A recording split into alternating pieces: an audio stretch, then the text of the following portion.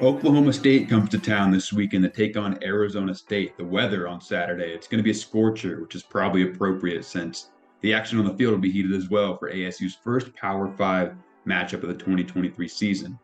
Nick Borgia, Devil's Digest, alongside our publisher Hoder Bino, previewing the Sun Devils contest this Saturday in Tempe at Mountain America Stadium. So, Hode, this is the time of year when everyone has to caution themselves from having the week one overreaction takes. But the truth of the matter is that the season opener for either team was really not all that impressive.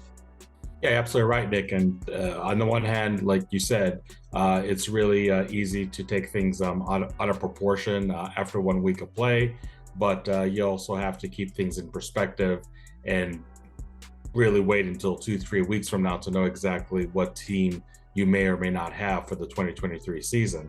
And yeah, it really is ASU and Oklahoma State really kind of looking at each other in the mirror, if you will, because none of them are really, I think, brimming with confidence out of the respective season openers, both of them games at home against FCS opponents. Let's talk about Oklahoma State.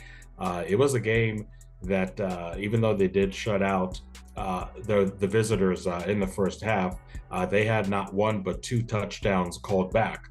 So if those touchdowns are scored, who knows how different that game would be. And really in the second half, in a 27-13 win, it was a fairly even match contest between both teams. So I don't know if Oklahoma State feels that they played close to mistake-free football, really did what they were supposed to do. And much like Arizona State, they did not satisfy the betting line, for lack of a better term, in that week one game. And ASU, as we all know, unprecedented weather delay that made a 20-minute halftime turn into over a 2.5-hour halftime, and something that really ultimately did hurt ASU more than it hurt the visitors from Southern Utah. You had an offense and defense for the Sun Devils that played fairly well in the first half, but second half things were not clicking. But you do give them credit for the resiliency and really playing well. They held the ball for over 13 minutes in that last frame. The ASU defense, I believe, pitched 2 3-and-outs in the last two possessions for the visitors. So maybe the way that ASU and Oklahoma State, for that matter, finished the game gives them a little more confidence in how the game was played for the first 3 quarters or so. But yeah, I think that this is definitely going to be a litmus test for both teams, and really, for good or for bad, can either approve or disapprove of what we saw in week one from each program. All right, so for the ASU offense, we saw a group that was really effective in the first half against Southern Utah, but as you just kind of mentioned, a unit that was really affected by that over 2.5-hour weather delay, coming out flat in the second half. So what has to be corrected to have a more consistent performance against a much better defense?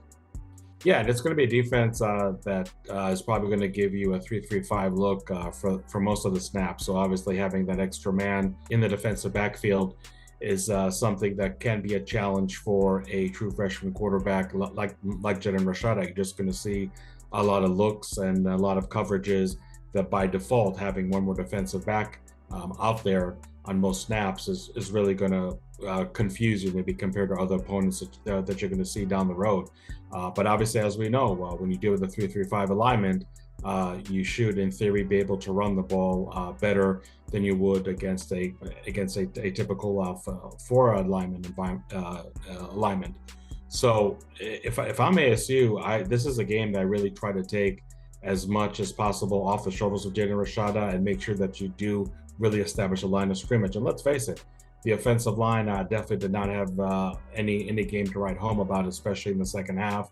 A lot of holding penalties, just really not allowing the ASU offense to get into the rhythm, especially in that second half.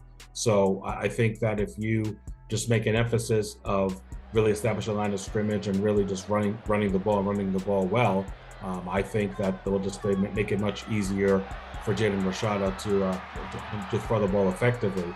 If for folks watching our preview, if you do recall our game analysis that we had after Southern Utah, then you'll remember that I would say pretty deep into the second half, the average distance on third down for ASU was somewhere around 7.5, 8 yards. ASU went well into the third quarter until they actually had their first third down conversion. Now, sure, against Southern Utah, those are numbers that you can get away with. That's a flow of game that, as challenging as it is, doesn't always prevent you from losing a contest. But against a team like Oklahoma State, you have to make sure that the chains are moving at a much higher rate and a much smoother manner. And for that, I think the running game, definitely has to be established. Again, you take as much pressure as possible off of Jaden Rashada's shoulders, especially in a game like this. I think the offense can be successful. All right, so looking at the other side of the ball, the ASU defense played fairly well, especially down the stretch to secure that win last Thursday. But not only does the caliber of their opponent increase quite a bit from last week, but they have not one but three quarterbacks to study, because that's the number of signal callers that the Cowboys played against Central Arkansas. Yeah, the saying goes, if you have two quarterbacks, you really have none. So what does the saying say about three quarterbacks? That can be a little messy for Oklahoma State. And look, I'm sure that the folks that are in Stillwater are trying to spin it, saying that they actually know who the quarterbacks are going to be this weekend, and they're probably not going to play three quarterbacks, and that they were determined to play three signal callers against Central Arkansas. And even if the game wasn't anything close to being a blowout, that they decided just to stick with that approach and roll the dice. And again, it goes back to my earlier point. Even when any facet of your game is not really running as effectively as possible, when you play an FCS opponent, especially at home, you can probably still get away with it, but just with a performance that's going to be less than satisfying. I think that even though the three quarterbacks obviously each are going to have their very unique traits, none of them is really considered a dual threat quarterback. And even we saw some of those signal callers for the Cowboys last week make some plays with their feet, which was the exception and not the rule to their game.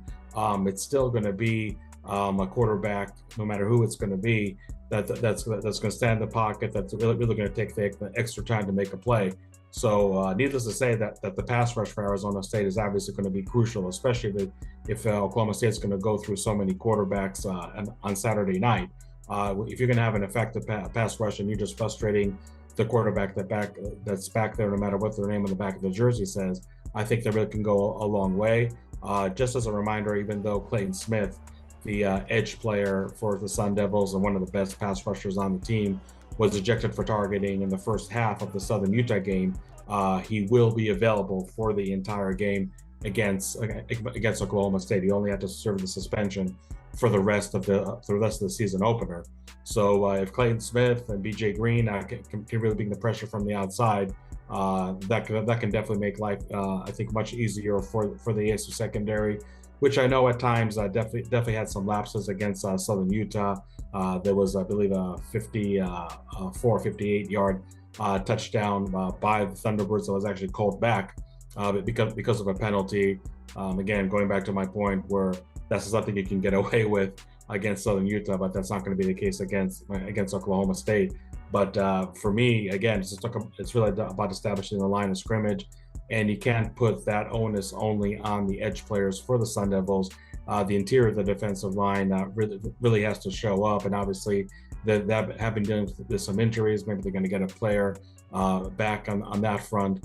But Oklahoma State, I think, is going to be really content, just like we talked about ASU taking pressure off their quarterback just because of the newness to his game. I think with Oklahoma State, if they're still trying to figure out who the quarterback's going to be, if you're going to have a stout running game to be really displayed that night, then maybe even having a turnstile at signal call is really not going to make a whole lot of difference. So for ASU, the formula is really simple. That line of scrimmage was not really all that established for 4 quarters against Southern Utah.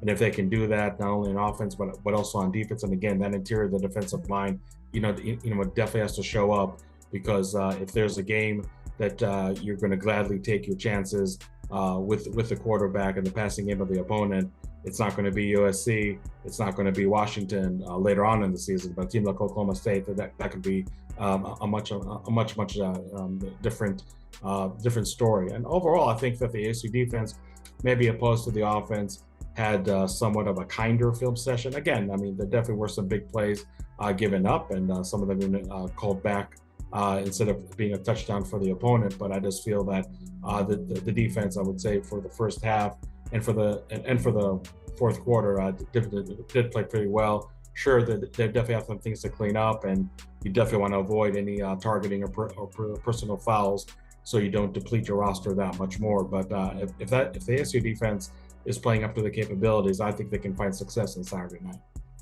Okay, so ahead of this matchup, both teams are hoping that they're able to clean up all the mishaps we've kind of talked about from week one. Do you feel like this is the one element that can, more than anything else, truly dictate the outcome of this game?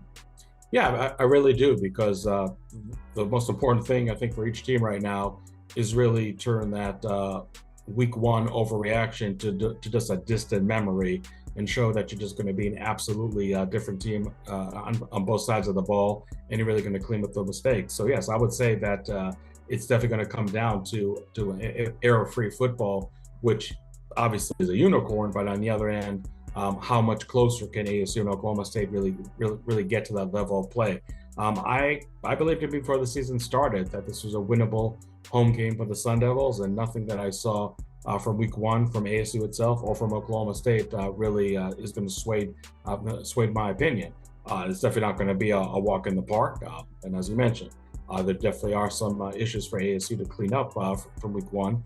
But, any coach will tell you that as much as they tried to simulate game-like conditions, and you have a scout team that's even wearing the jersey numbers of the opposing team that they're going to face, there's nothing like having film on yourself. I mean, sure, you want to watch as much film as possible on the opponent, and some staffs, I'm not saying ASU's in particular, might be guilty of overwatching film. But when it does come to really self-evaluating yourself, just having that week one film and see exactly where your strengths and where your concerns are at, I think that's really, really invaluable. One thing I should have mentioned is that Oklahoma State does have a new defensive coordinator, Brian Ardo, who actually came from the Division II ranks. And again, we look at that game tape that they had against Central Arkansas. I don't think that Oklahoma State defense was really menacing by any means. And again, I think if they can definitely establish the running game, as I mentioned earlier, it's definitely not going to be a secondary or just a pass defense in general that I don't think General Shada can find some success against. And again, when it comes to their offense, I think that the ASU defense, if they're able to really frustrate the Cowboys offense early and often, and they feel more pressure to play not two but three quarterbacks, I think that things can definitely be going in the Sun Devils' direction. It's going to be a very close fought game. I don't see any team really winning this game in a blowout by any means, and I think ASU can come on top in their first test against a Power 5 opponent by the score of 28-24.